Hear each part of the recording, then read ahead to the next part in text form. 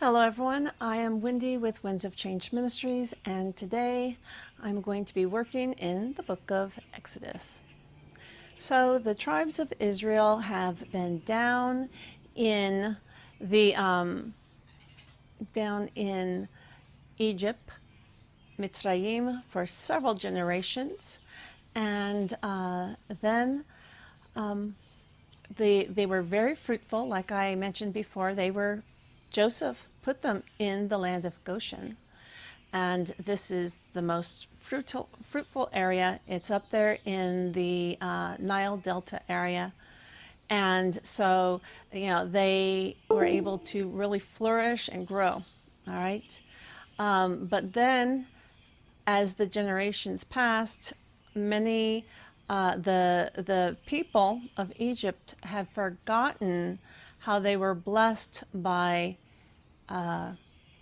Joseph and how he had saved them from perishing.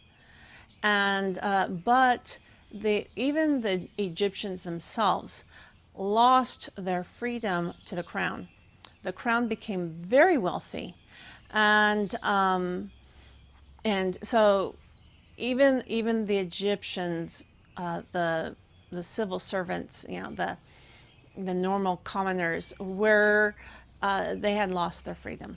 All right, and Israel, the nation of Israel, when they went down, they were sojourners. They didn't own their land, and anyway, and so it was a time of hardship for everyone, to be honest, except for the royalty. All right, they were flourishing and building great monuments to themselves and different things, palaces and all kinds of things. Now they were having squabbling with neighboring countries like the Hittites and stuff, and because Israel had grown so powerful within their own country, they were afraid that if Israel did a power play and allied with the Hittites, that they would end up losing. Okay, and so they started to they made efforts to reduce their numbers, and the Pharaoh asked the midwives to kill all the firstborn sons when they were born, but to let the daughters live. And but the midwives were not going to do that, and they made the excuse that the babies were already born before they arrived. So then the Pharaoh said, well, then we'll just go ahead and toss these kids into the ocean. I mean, not the ocean, the river, to get rid of them, And anyway, so this was a terrible thing. And in the book of Jashar, there is some strange symbolism going on in the book of Jashar. For instance, they would bury their kids, and then they would magically grow up as an adult. All right. So anyway, that's some pretty crazy stuff in the book of Jashar. But they did all kinds of stuff, and their numbers multiplied. It did not diminish them at all. So anyway, in the book of Genesis, it's a little bit more practical and believable. There was a baby that was born, and they loved this baby. It was, and so the mother nursed it for a while, and then she decided to go ahead and put it into a basket of bulrushes, and sent it into the river. And the sister of this baby, she is Miriam. Okay, Miriam is the first time you see the name Mary, a form of the name Mary, in the Bible. And her name can mean bitter waters. And so she followed after the baby, making sure it was safe. And I can imagine that she was sad as her little brother, young girls, they just adore babies, right? So I imagine she did have tears of bitter waters as she followed this baby down the river. And anyway, so then the baby was found by royalty, and whether she is the daughter of the Pharaoh or the sister of the Pharaoh, it's irrelevant because the name Pharaoh goes down from generation to generation. So she may have been the sister of one Pharaoh, or excuse me, the daughter of one Pharaoh, and then the sister of the next Pharaoh. Okay? So, anyway, she finds the baby and she has compassion on it, and it was crying, and she named it Moses, Musha, because she drew it from the water. Okay, so that's where he got his name. And so the Miriam approached her and said, "Hey, do you want me to fetch a nursemaid for the baby?" So she was trying to secure, um, you know, uh, that the baby would not just be discarded again, and also so that her mother could have access to the child. And this royal princess, she said, sure, and she even gave her wages. All right, so Moses, Musha, had connection to his roots, and he had knowledge of who his people were. All right, and later in life, and he grew up.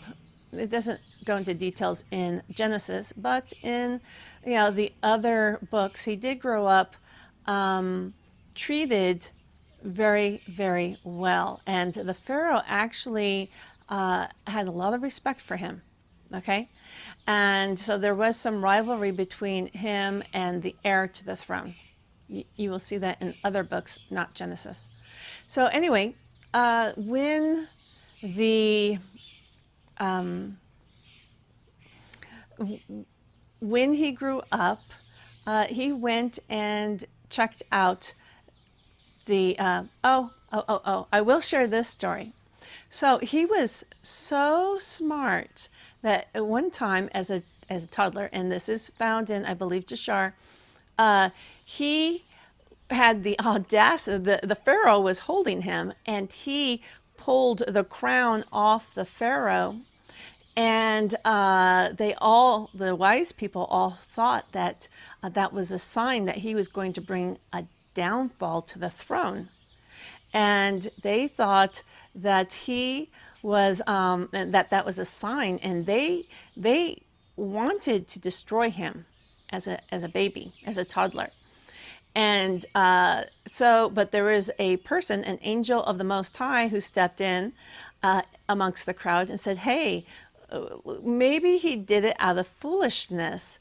Let us check basically his intelligence." And so they put a hot ember in front of this baby to see what he would do. And the baby, would he stay away from it, or what would he do with this hot ember? And the baby put it in his mouth. And that is the reason why Moses had a speech impediment. Okay, now you're not going to get that in Genesis, but you will find it in other books. So, because, and we know in Genesis that he says, "I am slow of speech." Well, if you seared your tongue when you were a baby, then you may talk a little funny, okay? So, anyway, I'm just saying, he was slow of speech, and he wasn't afraid to say it, even though it might sound funny as he said it. Regardless. So this kid ends up growing up. They figured when he did this that he was an idiot. So they were like, "Oh no, he pulled off that crown out of foolishness. He wasn't trying to dethrone you." And so they let him live, and he grew up, and they ended up really oppressing the Hebrews. By the time he was an adult, they were in really deep servitude. And they kind of go into detail how they captured them in the book of Jashar. So basically, they made promises. Hey, we're going to do this great civil project, right? Civil works project. And they convinced a lot of people, even Egyptians. Remember, they did not have their own land. Even the Egyptians, to participate, they were going to get paid. All right. And so everything was working well at first. But then they started, so it looked like this situation was across the board. But as time progressed, the Egyptians took away the Egyptians out of this servitude. They removed them to where it was only Hebrews. And once it became only Hebrews, then they began to oppress them, not giving them payment. And so, the things got really bad for the Hebrews. And that Jashar, I believe it's Jashar, but anyway, one of those apocryphal books that are not included in the Bible, the canonical Protestant Bible. Anyway, it gives more detail on how the Hebrews turned from being very prosperous and became treated very poorly. Okay. And as time, this was not an overnight thing. It's something that happened slowly. And so, it's just like the wearing away of a shoreline. Okay. I mean, if a storm comes in and takes away erodes something, or maybe like a riverbank, okay? But regardless, if a storm comes in and takes off a little bit of that riverbank, before you know it, the river has changed course, okay? And so that is what kind of happened. In fact, oxbow lakes and stuff like that happened. And an oxbow lake is a trapped source of water. They became trapped, and it didn't happen overnight. It was a slow erosion of their freedom. Okay, so anyway, because they were there for hundreds of years. Then after this, I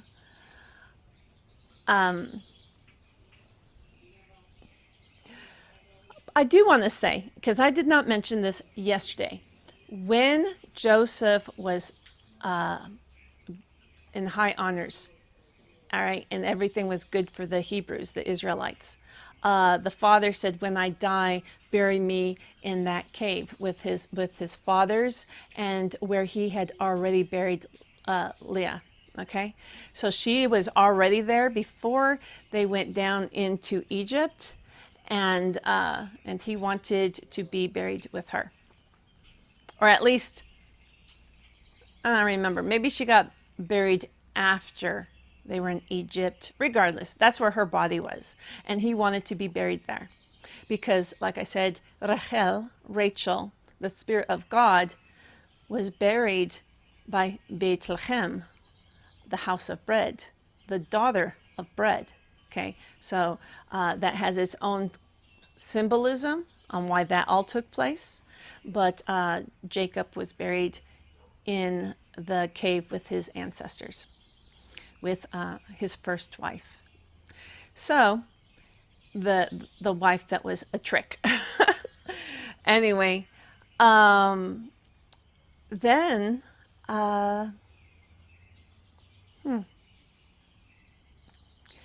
then he went and let's see.